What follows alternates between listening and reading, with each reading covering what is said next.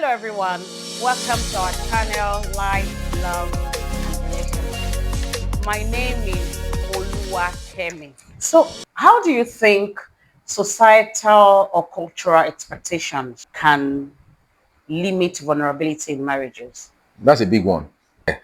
That's a very big one. Yeah. However, you would have understood the by how much the person you are getting in bed with imbibes the culture that could get in the way of mutual trust. Yes, the culture is there. We're raised in this culture, but it doesn't mean we all imbibe it in the same way. So, in the process of learning each other, you would have known where your partner stands on culture. So the question for you is, okay, if this is how it stands, can I live with this? That would have happened in the process of establishing trust, the trust that will engender vulnerability down the line. So if you and I don't stand in the same place in terms of acceptance of culture as it may affect our future life together, what business do we have coming together? But don't get me wrong, we must accept what your partner's cultural expectation is. You know it. So then you talk about it. So you know where he stands or she stands vis-a-vis that culture. Then you ask yourself, can I live with this? Okay. You just have to tick those boxes and answer it honestly to yourself because culture is very strong. Even though a lot of time later on in life, a lot of us will look back and say, had I known. However, before you get to the point of had I known, you would have been living with it. So you have to be honest with yourself. Can I live with this? So a lot of all those cultural issues you would have discussed, talked about it, established where each person stands, and know, okay, where do I stand vis-a-vis where he Yeah. stands or she stands in this? Yeah. I think part of the richness of marriage in our culture is also that spiritually we believe that the man should live to cleave. But traditionally, you know, you have parents, you have siblings, your wife has parents, siblings. How do you manage their expectation of culture from your wife? Okay, well, that's very valid. The way to go about that is this. You first of all have to, what are your own ideals as a couple? You know them. What are the traditional expectation of your families? You have to know them. When you now know them, that becomes how do we manage this? Remember, before you even got married, you will have known each other well enough to say, okay, this is the way my people see things. This will be the expectation. You will have talked about that. And the next thing will now be, you will both honestly say, that, okay, how do we handle this kind of thing?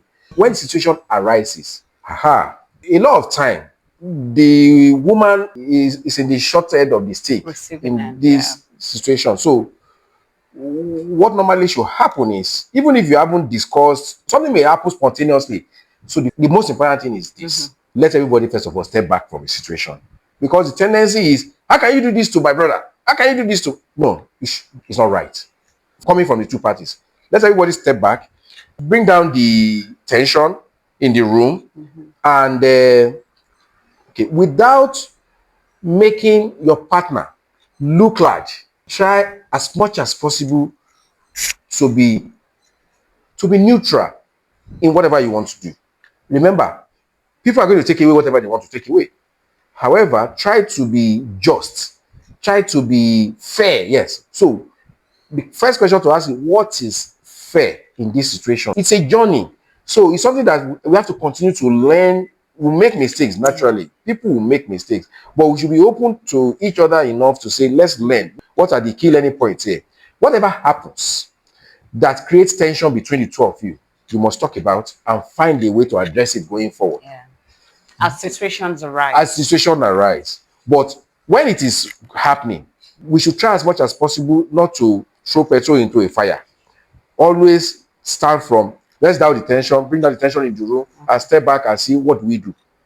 So mistakes will be made, but we should be committed to learning from our mistakes and making ourselves better. I don't know if I've been able to answer you. Yeah, yes. You answered me very well. I think before you go, if you can just share a few practical steps to help vulnerability in marriage in the context of a healthy and fulfilling marriage.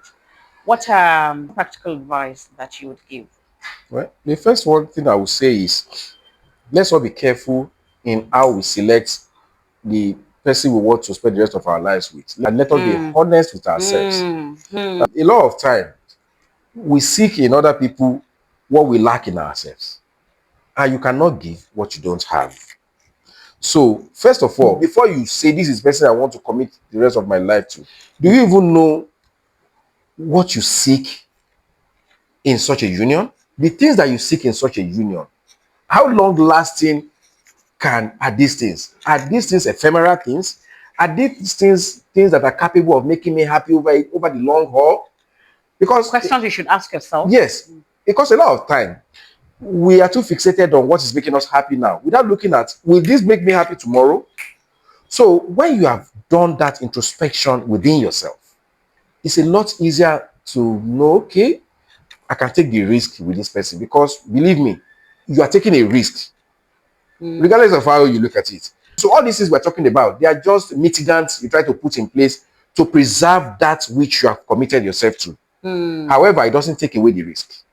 So the selection process of who your partner will be careful how you go about that.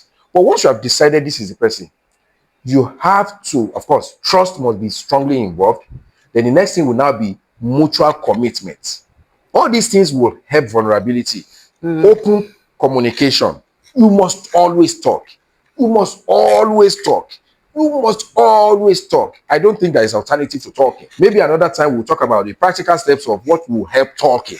Yeah. Because these days, what we find is we are together, we talk once in a while, the husband is on the phone, the wife is on the phone. That's a subject for another day. Don't let us digress Yes, from. yes, because communications around mechanical operations of the home is different from this kind of conversation that we're talking about. Correct. It's Correct. completely different. But Yes. what you will find these days is those types of communication sort of take a larger seat in the marriages of most people these days.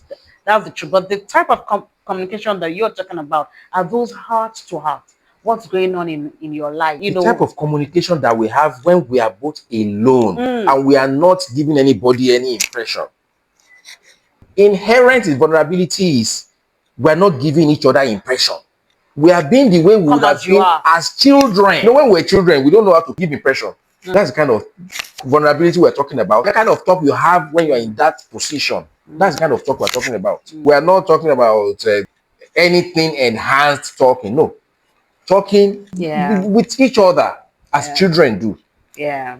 I want you to share practical exercises, and I would like you to tie this to personal experience. Give examples, practical exercises that couples can do to promote vulnerability. But the end goal is to have a more fulfilling, healthier, and happier marriage. What are some of those exercises that you would I think recommend? I've answered that, but maybe we'll put it another way.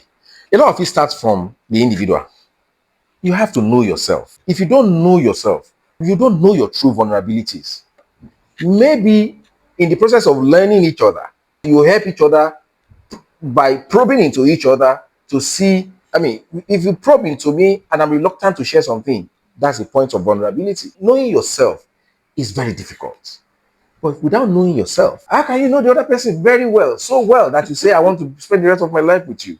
Once you start seeing that this relationship, trust is beginning to take root here, help the trust. How do you help the trust? By trying to probe further and see what the person is not willing to be open about. That's an area of vulnerability. Then you talk about it as well. If you cannot honestly talk to each other, believe me, you can't be truly vulnerable to each other. Yeah. So I don't know if that is practical enough. Can you share an example with us? Really, Yeah. Admissions. Thank you so much for coming. Thank you I'm for happy making to out be the here. time. I'm glad about everything we've spoken about. Thank you So very much for having me. thank you. So guys, and thank you for watching. If you haven't yet subscribed to our channel, please go ahead and click the subscribe button right now. We have so many series of this coming up, and I believe that this is something you don't want to miss. Thank you for watching. Bye.